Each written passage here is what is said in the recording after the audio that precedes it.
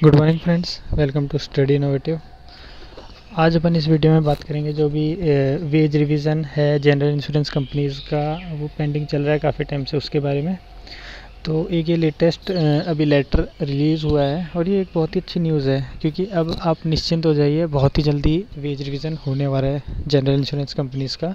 क्योंकि अब यूनियंस है वो काफ़ी इंटरेस्ट ले रही है इस चीज़ में और काफ़ी अच्छा अप्रोच भी कर रही है, ठीक है। और बहुत ही कम ड्यूरेशन के अंदर जल्दी से जल्दी लेटर दिए जा रही है और मैनेजमेंट पे प्रेशर बनाई जा रही है। तो काफ़ी एक अच्छी न्यूज़ निकल के सामने आ रही है। तो इसके अंदर अपन देखेंगे कि क्या क्या लिखा हुआ है।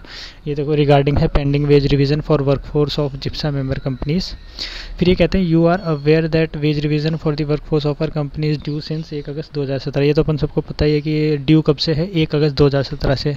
तो जो अपना एरियर आएगा वो आएगा 1 अगस्त 2017 से, जो भी इसके एम्प्लॉय है। In this regard our constituent unions associations had submitted the charter of demand in 2017। तो जो यूनियंस थी उन्होंने जो चार्टर ऑफ डिमांड्स था वो सबमिट कर दिया था 2017 के अंदर ही, ठीक है। लेकिन कोई भी कॉन्क्रीट एक्शन नहीं लिया गया, ना मैनेजमेंट के द्वारा ना जिप्सा के द्वारा, क्योंकि ये हर बार का ट्रेंड ही है कि 2 से 3 साल हर बार लगते ही हैं।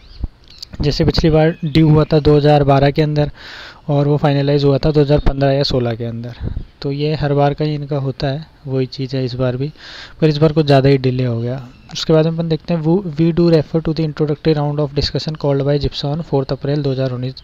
जो पहली मीटिंग हुई थी इंट्रोडक्टरी, वो हुई थी 4 अप्रैल 2019 को। उनके अंदर जो जिप्सा के चेयरमैन थे उस टाइम के, वो थे mister A.V. Girija Kumar ji.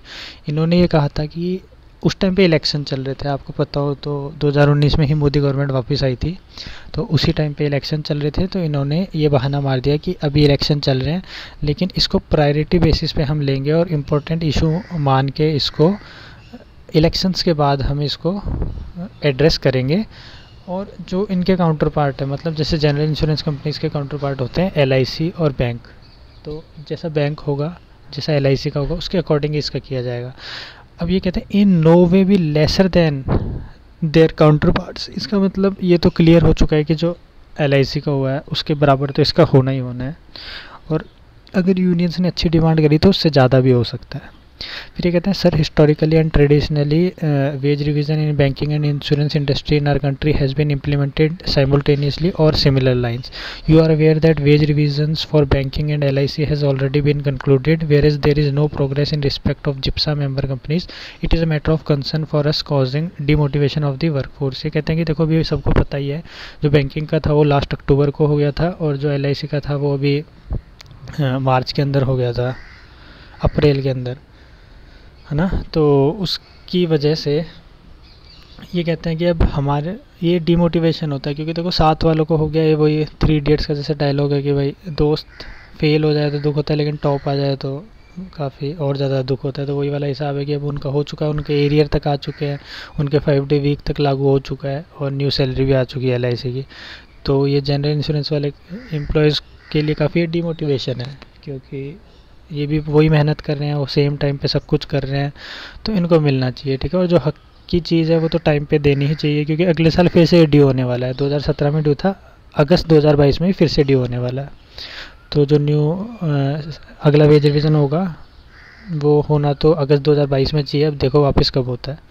You will kindly appreciate that insurance being an essential service. अभी अपन सबको पता ही है कि इंश्योरेंस एंड बैंकिंग होती है, ये एसेंशियल सर्विसेज में आती है।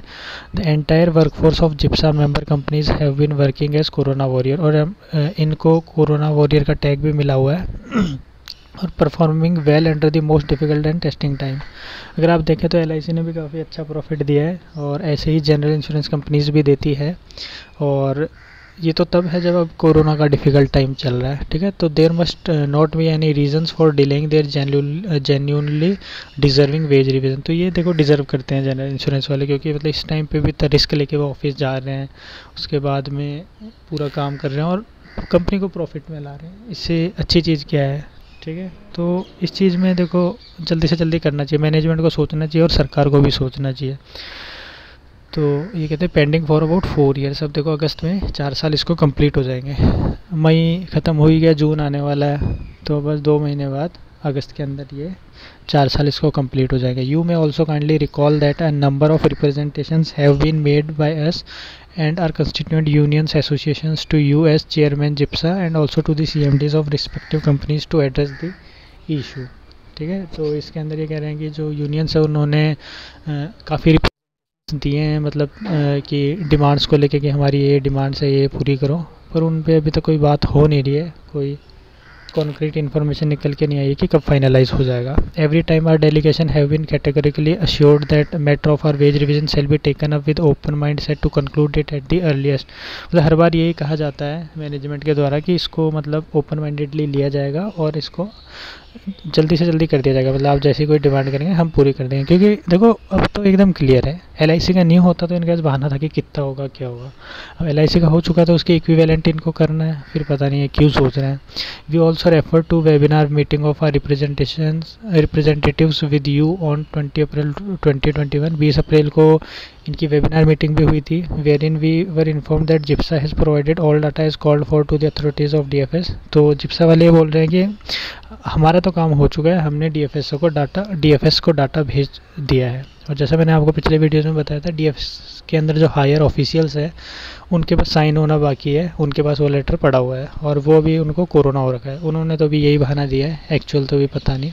On our further follow up we were inform that the issue of wage revision is under consideration of higher officials in the DFS। ये मैंने आपको बता ही दिया। Sir we once again refer to various representations made to you as a chairman of GIPSA as also to the CMDs of member companies. The inordinate and unjustifiable delay in this important issue has become a matter of serious concern, causing demotivation to the entire workforce and distrust towards management of GIPSA member companies। अब इससे क्या हो रहा है कि जो employees हैं उनके प्रति मतलब गुस्सा आ रहा है उनको मैनेजमेंट के ऊपर, और इस वजह से एक डिमोटिवेशन भी होता है और एक फिर काम करने का मन भी नहीं करता है। जैसे अब देखो वर्कफोर्स है, वो जब पूरा दिल लगा के काम कर रही है तो उनको उनके हक की चीज़ मिलनी भी चाहिए, ठीक है। लेकिन मैनेजमेंट इस चीज़ को नहीं समझ रही है, वो इसको डिले करे जा रहे हैं, पोस्टपोन किए जा रहे हैं, तो इसके कंसिक्वेंस काफ़ी ख़राब हो सकते हैं, ठीक है। यूनियंस यही कहना चाह रही है मैनेजमेंट को, तो ये एक तरीके से मतलब मैनेजमेंट पे अच्छा दबाव बना रहे हैं, ये एक तरीके से उनको वार्निंग दे रहे हैं।